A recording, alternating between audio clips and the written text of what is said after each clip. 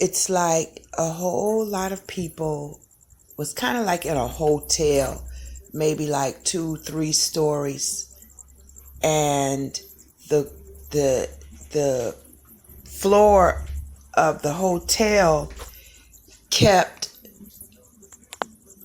shaking, not shaking, but like every now and then it would be like, just do a thump. It's like every 10 seconds or so it was like thumping, and it would make you feel like it's getting ready to fall from up under you.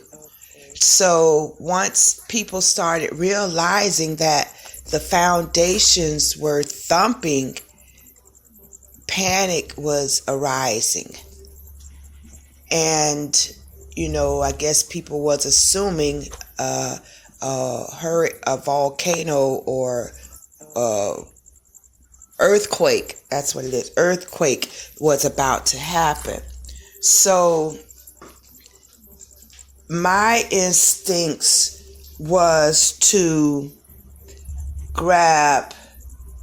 basically get out from inside and maybe go outside, thinking the ceiling and things would fall on top. So I would prefer to be in an open sky. And something else is like I was wanting to grab some type of like tent type material, sort of like waterproof type material for covering, and basically something like maybe like something for like a blanket. I'm not sure. Vaguely I'm remembering. But then as I'm gathering whoever the people that were with me or something, telling them, let's go outside. And we started looking for the type of materials that I was saying. And also everybody was gathering in one particular area. And I kept saying, I want to go outside. Let's go outside. So nobody really wanted to go outside. So it's like I was going outside by myself. And as I was going outside, I noticed stragglers were going to the same area outside. It's like maybe about 10 was coming from different directions, headed to the same area.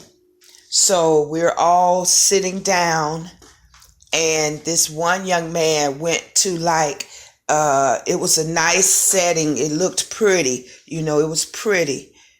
And the young man went walking just a little ways away. And as he was talking, his voice was in like a echoing tunnel sound like.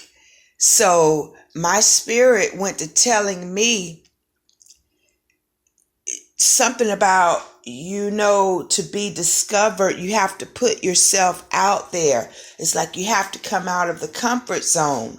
So all of a sudden I was noticing the young man, his voice was tunneling. So I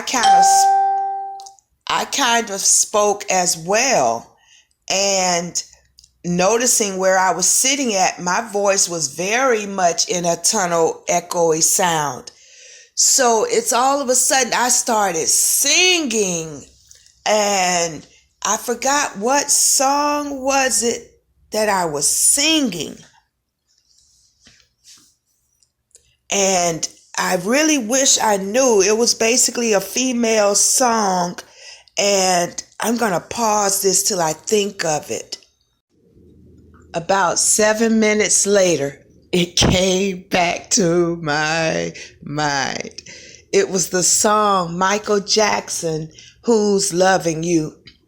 When I had you, I treated you bad.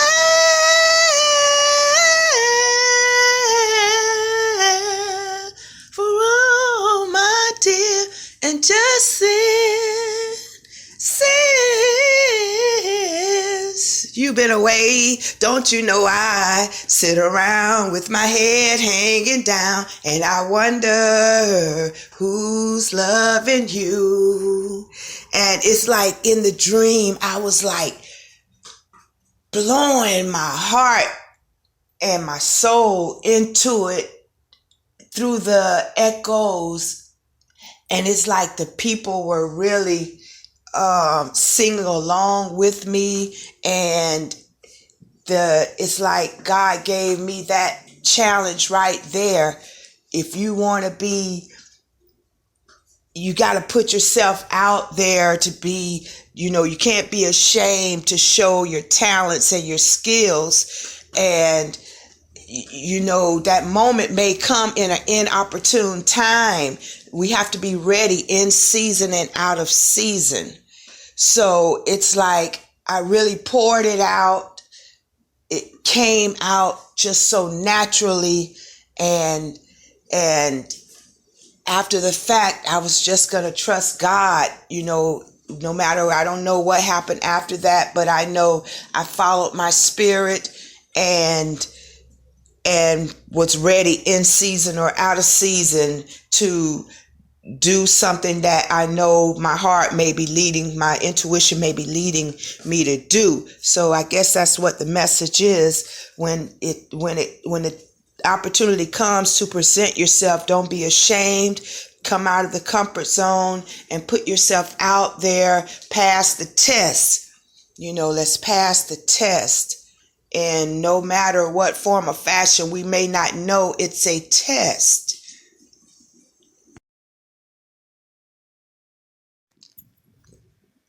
Boy, just woke up out of a dream.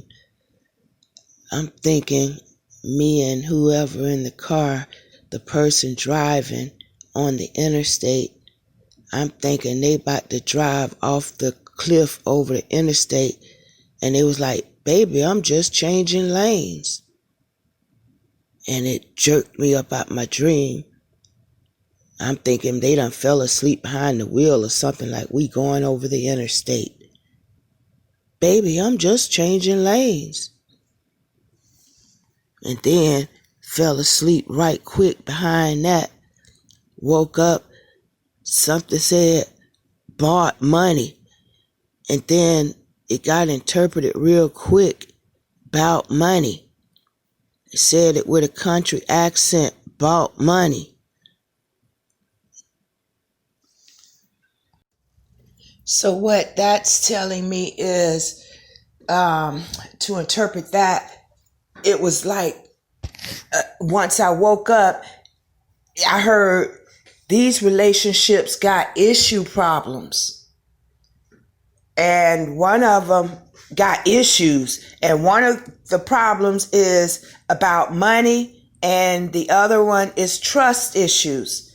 So if God is putting together these divine couples, power couples, we have got to let somebody, our companions, or, we've got to trust them to take the wheel.